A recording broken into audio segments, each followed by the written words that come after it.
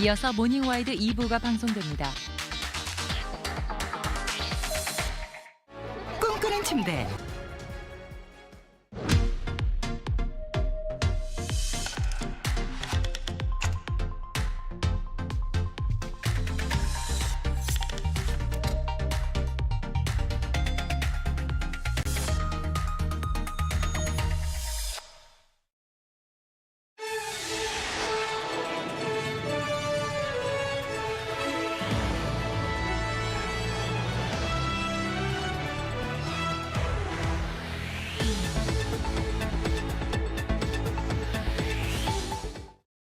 아침에도 땡.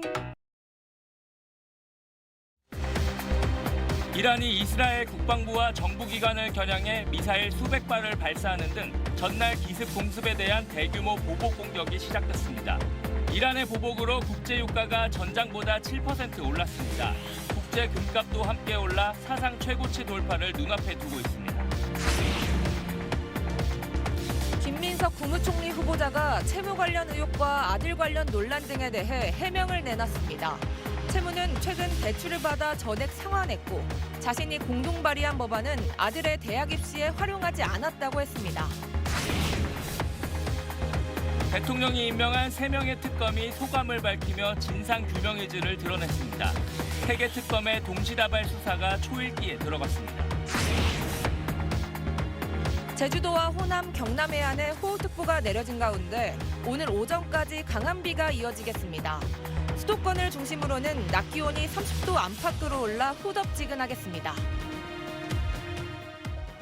지금 시각 6시 29분 지나고 있습니다. 이스라엘이 이란 핵시설을 겨냥해 대대적인 공격에 나선 지 하루도 지나지 않아 이란이 보복 공습을 시작했습니다. 이란은 이스라엘 국방부와 정보기관 등을 겨냥해 미사일 수백 발을 발사했다고 밝혔습니다. 박수진 기자입니다. 미사일로 추정되는 불빛. 오늘 아침 신문입니다. 지역별로 호텔 양극화 조짐이 뚜렷하게 나타나고 있다는 기사부터 보시겠습니다. 한국경제입니다. 서울 용산에 있는 서울 드래곤시티 호텔의 객실당 하루 평균 판매 단가가 처음으로 20만 원 선까지 올랐고 최근 객실 점유율은 80%에 육박한 걸로 나타났습니다. 강남에 있는 그랜드 인터컨티넨탈 서울 파르나스의 객실 점유율도 작년 1분기 66.9%에서 올 1분기 80.7%로 치솟았습니다. 하지만 지방 상황은 크게 다른데요. 부산 해운대의 터줏대감 격인 파라다이스 호텔의 1분기 객실 점유율은 67%로 지난해 1분기 72%에 비해 크게 낮아졌고 신라호텔도 지난 1분기 서울의 객실 점유율은 73%에 달했지만 제주는 58%에 불과했습니다. 서울과 지방 호텔의 이 같은 차이는 수요와 공급 불균형에서 비롯되는 만큼 이를 해결하기 위한 정책적 보완이 필요하다고 신문은 전했습니다. 끝으로 동아일보입니다. 명품스러운 제품을 저렴하게 구매하는 이른바 듀프 소비가 전 세계의 새로운 유행으로 떠오르고 있다는 기사입니다. 듀프 제품은 브랜드의 가짜 로고까지 유사하게 달아 명품으로 착각하게 만드는 위조품과는 차이가 있습니다.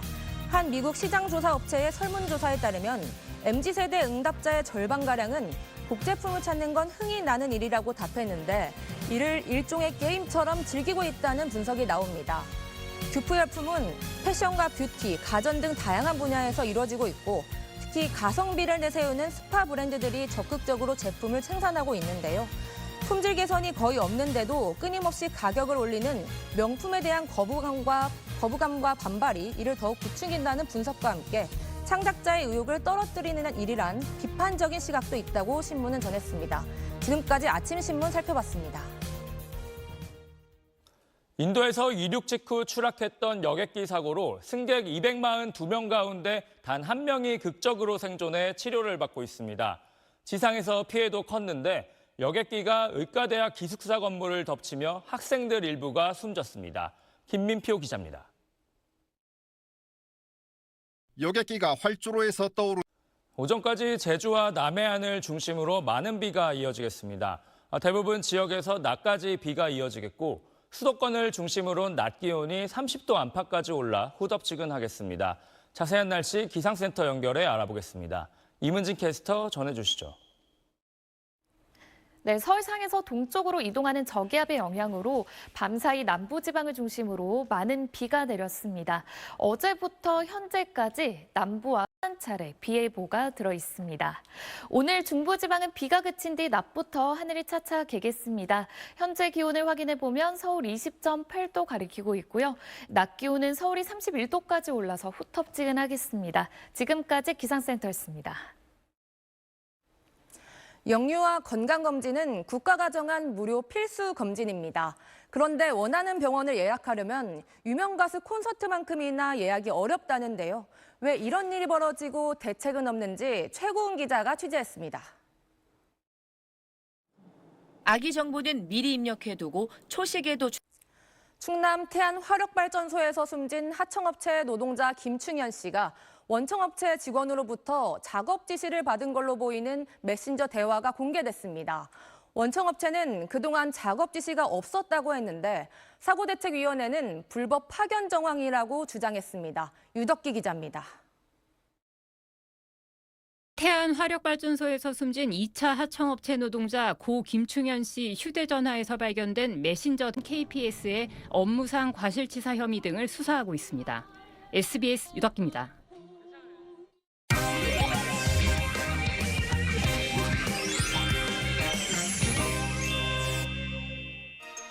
이재명 대통령이 브리핑룸에 카메라를 추가 설치해 기자들의 질의 장면까지 생중계하겠다고 발표했습니다. 이번 개편은 국민과의 소통에 어떤 변화를 가져올까요? 1920년 일제강점 그래서 우리나라도 기자들이 자신의 소속과 이름을 밝히고 충실히 그 역할을 해야 한다는 목소리가 커지고 있습니다. 국민과의 소통과 경청을 최우선으로 내세운 이재명 정부. 과연 이 브리핑룸이 어떤 변화를 가져올까요?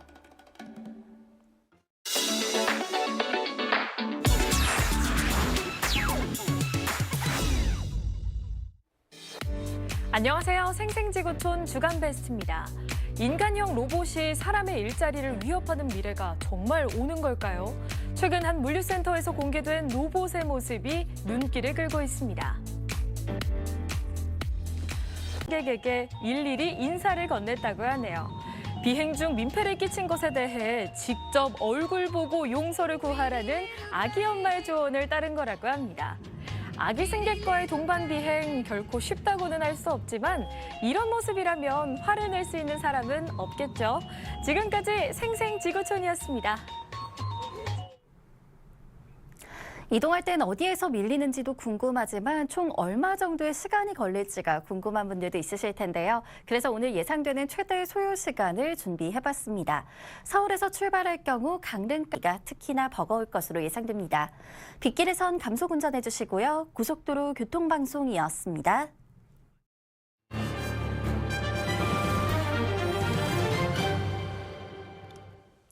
토요일 모닝와이드 이어갑니다.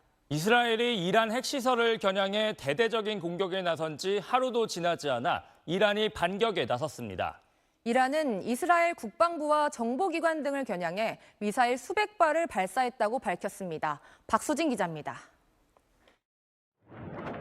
미사일로 추정되는 미국 트럼프 대통령은 이스라엘 공격이 훌륭했다면서 이란은 앞으로 더 타격받을 거라고 말했습니다. 그러면서 이란의 핵 합의를 할 기회가 한 번 더 있을 거라고 압박했습니다. 뉴욕 김범주 특파원입니다. 트럼프 대통령은 이란의 보복 공격 전 차명 부동산과 차명 대출 의혹이 불거진 오광수 대통령실 민정수석이 임명 닷새 만에 물러났습니다. 이재명 대통령이 오 수석의 사의 표명을 수용했는데 새 정부 들어서 첫 고위직 인사의 낙마입니다. 강청원 기자입니다. 대통령실은 오광수 민정 비상계엄 사태와 김건희 여사 의혹, 최상병 사건을 각각 수사할 특별검사가 저마다 소감을 밝히며 진상규명 의지를 드러냈습니다. 조은석 특별검사는 검찰과 경찰의 비상계엄 수사팀을 만나 특검 업무를 논의했습니다. 김지욱 기자입니다. 내란 특검을 지휘할 조은석 특검은 어제 오전 경찰과 검찰, 공수처 등으로부터 관련 수사 기록을 요청하거나 신속한 증거 수집이 필요할 경우 관련 수사도 시작할 수 있습니다. SBS 김지욱입니다. 서울은 비가 일찍 그쳤지만 여전히 남부지방 곳곳에 강한 비구름이 지나고 있습니다. 특히 부산은 오늘 새벽 역대 6월 들어 시간당 가장 강한 비가 내리면서 어제부터 현재까지 125mm의 강수가 기록되고 있습니다. 현재 충청 남부와 남부지방을 중심으로 호우주의보가 내려져 있고요. 비는 낮까지 이어지면서 경남 수도권에 20에서 60mm 정도가 되겠습니다. 오늘 서쪽 지역은 오전부터 비가 차츰 그치겠습니다. 낮부터 중부지방은 차츰 하늘이 개겠습니다. 현재 서울 기온은 21.1도로 출발하고요. 낮 기온은 31도까지 올라 수도권은 낮더위가 이어지겠습니다. 날씨였습니다. 토요일 아침 뉴스 마칩니다. 시청해주신 여러분 고맙습니다. 이 새로운